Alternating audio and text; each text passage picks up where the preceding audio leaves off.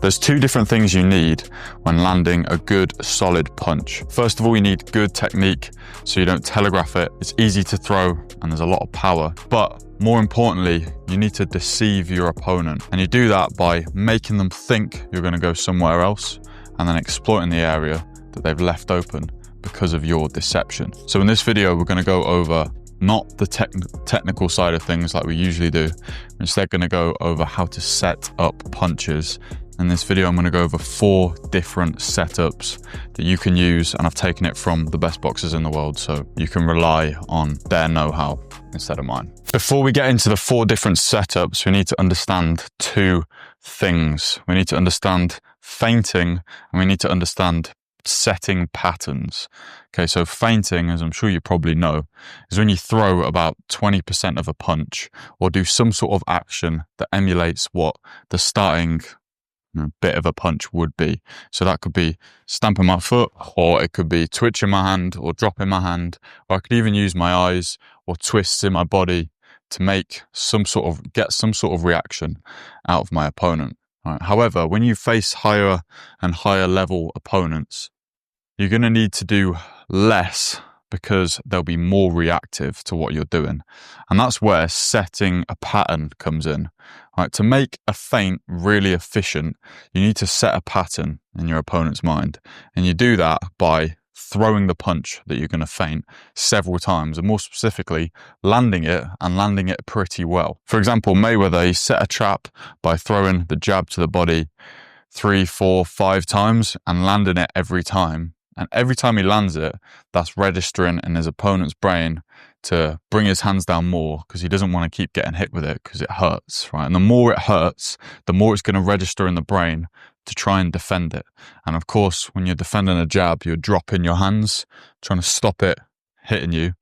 And that is where you're going to leave an opening, which then Mayweather can exploit by using a feint and then throwing the lead hook to the head. Okay, so that's a good example of combining feints with setting a pattern to set up a shot.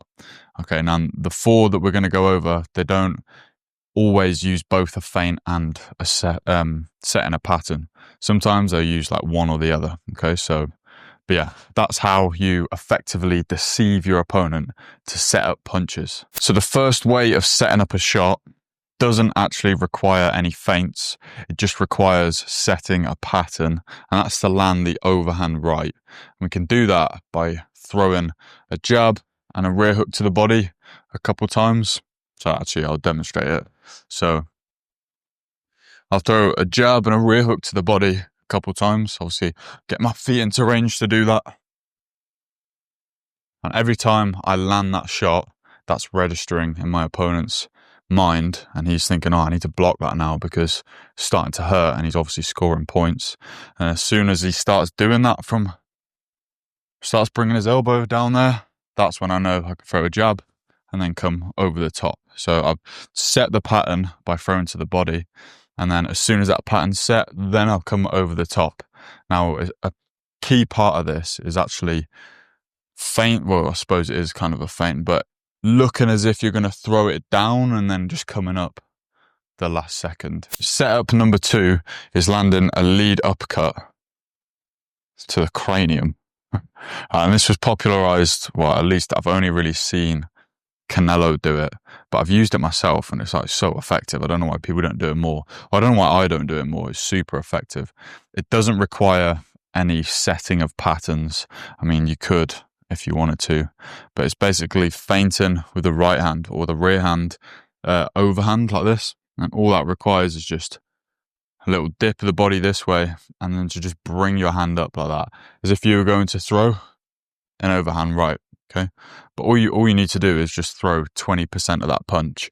So you can just throw your hand up like this and dip your head in this way, and once you've created this angle, you've got a perfect angle up through the middle of the guard to throw that lead uppercut. Okay, so you're just gonna feint the rear and then come up the center. So feinting the rear hook to the head is gonna bring their lead hand up, which just clears a pathway for the lead uppercut. All right, so Make sure as well that you're turning into the right position here. So just as you would drop this way for an overhand, you drop, rotate this way to come back up with a lead uppercut. So it's kind of killing two birds with one stone. Punch setup number 3 is very well demonstrated by Anaya Inoue when he knocked out Fulton. And that's a feint the jab to the body and then throw a straight right to the head. Okay, so feinting the jab to the body, again, we can set a pattern with that. If we make the jab to the body feint convincing by landing the jab to the body well a few times before, then they're going to bite to that feint a lot more, or it's a lot more likely they're going to bite to that feint and try drop their hands to cover their stomach. And then as soon as they've done that, just like that Mayweather setup, that's when you throw the right to the head. So we want to set the pattern first by landing some good jabs to the body, pushing off our back foot, really driving the jab to the body in like that. And then once we've landed it a couple times, that pattern's been set and they're going to react in a way that leaves them open for the cross. So as soon I'll look at the body, use an eye feint, push off my back foot as if I'm going there, and then just come straight up to the head. All right. It's important that you feint and throw like straight after each other. It can't just be like a and then throw. It's got to be like boom, boom, straight away. And you've got to make it convincing. And you really sell it using your eyes and the level change, like coming down like this and then coming up without even almost looking at the head. Punch setup number 4 is probably the trickiest one to do because it's a feint and a punch at the same time with the same hand. And that's another Canelo special. When he was facing Triple G, I think he's done it in a few of his fights, but he always like feints the lead hook to the body like this, comes low, and then just brings it high mid-shot. So it looks like it's a hook to the body. So they always bring this hand down, and then it will just come up and smack them in the jaw, right? So super hard to do, but if you can get used to like dipping this front leg, looking at the body, and then just changing midway, you can basically put your hand in a position like here. And once his hand's in this position, it can pretty much go like anywhere. It could come as an uppercut, or it could come as a hook to the body, or it could go as a hook to the head, or it could go as a hook to the body. So getting into this sort of position, super effective. You can just change where the punch is going mid-punch.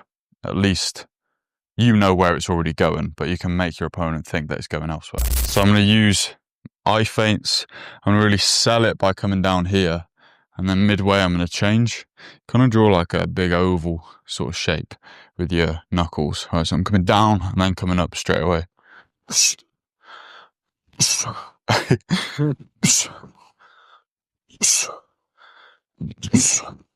can kind of step, bend this front leg, really come down here, and then just turn it upwards as you come up. To make these setups work, you need to be a really good judge of range, good at deceiving, selling the feints.